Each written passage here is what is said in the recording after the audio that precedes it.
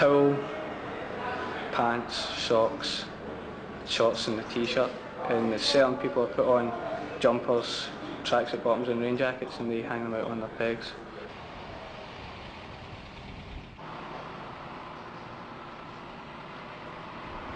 Frank sorry, and Matthias Jack, they always wear everything. They never wear shorts or anything like that. They've always got their tracksuit bottoms on. And Russell as well, because he thinks it's freezing over here.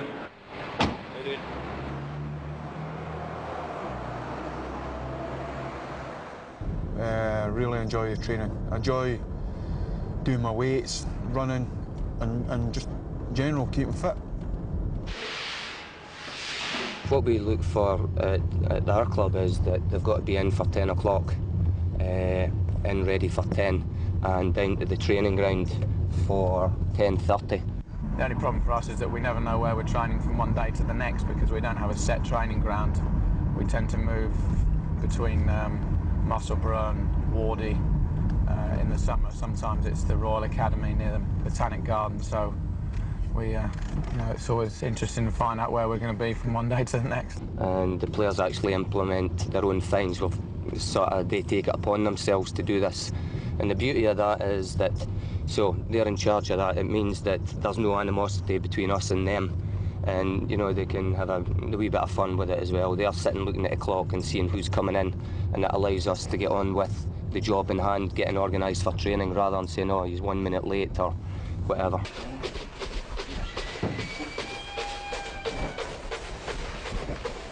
There's a list just on the wall over there, and we get 3 players. You get like two pros and a young pro, and then you just have to clean their boots for the whole year and hopefully get a tip at the end. I mean, there's no set routine in particular, but we just tend to work for around an hour and a half. People wonder why you don't train for longer, but the reason is to condition your body to try and be able to be fit for 90 minutes work.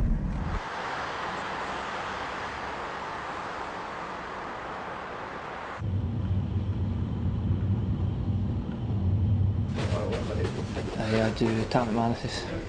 He's great. Gives me a tip every time he scores, so I'm happy. We Russell in his boots, you know. So he's always wanting, you know, about 5 pair of boots, so it's quite hard to keep up with cleaning them basically. So gives you a tip at Christmas and end of the season tip, usually about £100, you know. So that's alright, it's not too bad. I want to earn the boys' respect, and the way you do that is the way you go about your business. And if you're a fit 36-year-old boy, then I feel that you'll get instant respect from them. Who's the worst to clean boots for? That's Rosie. Why? I like has to be perfect. No polish on the white bits.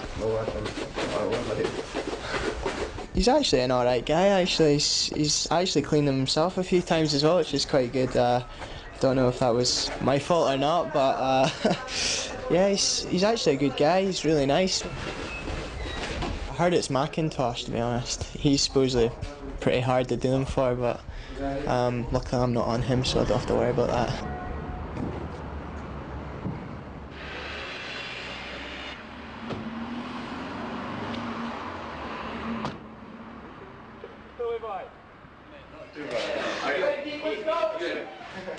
I'm late.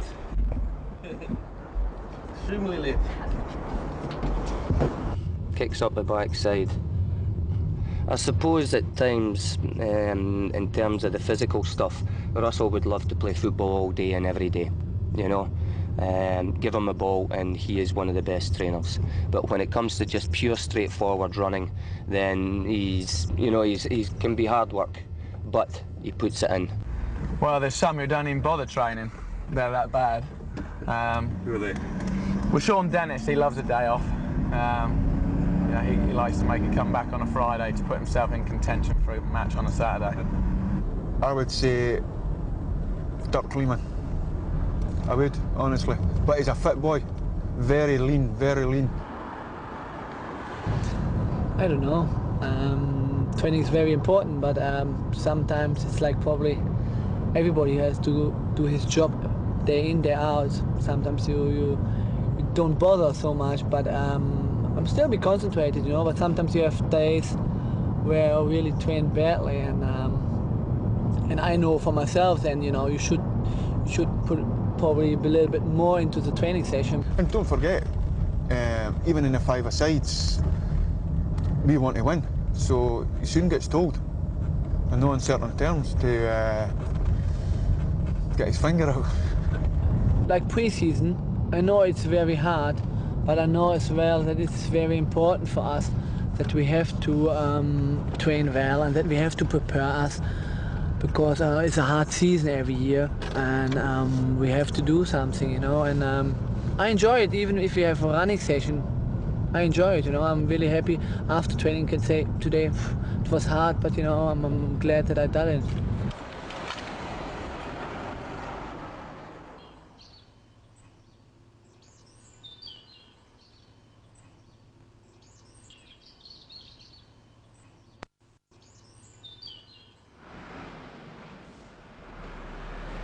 Morning. Just going to give you a little insight into the dressing room.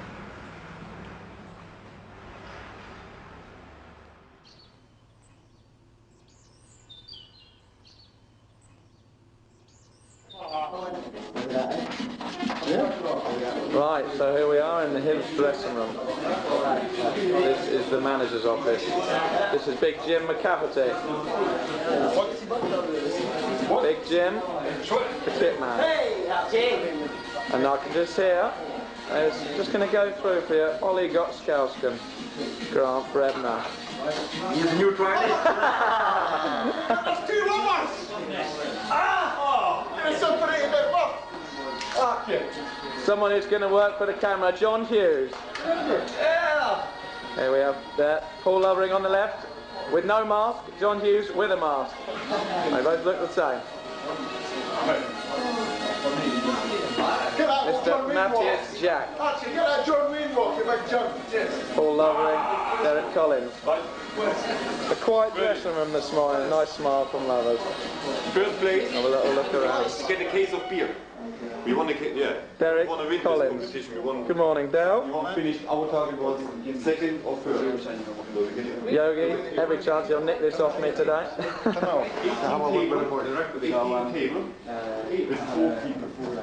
Closing in on Dirk Lehmann, known as the porn star. Dirk, have you done your hair this morning? Okay. The band's favourite, Kenny Miller. The ladies. Paul Hartley, very shy, Mowgli.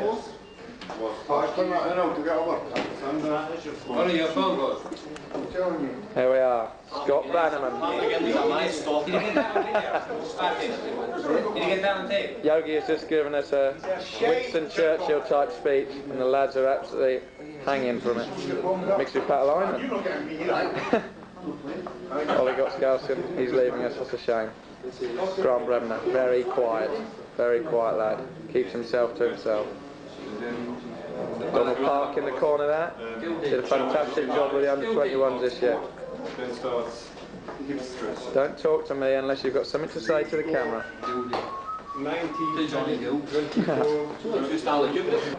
Here we are.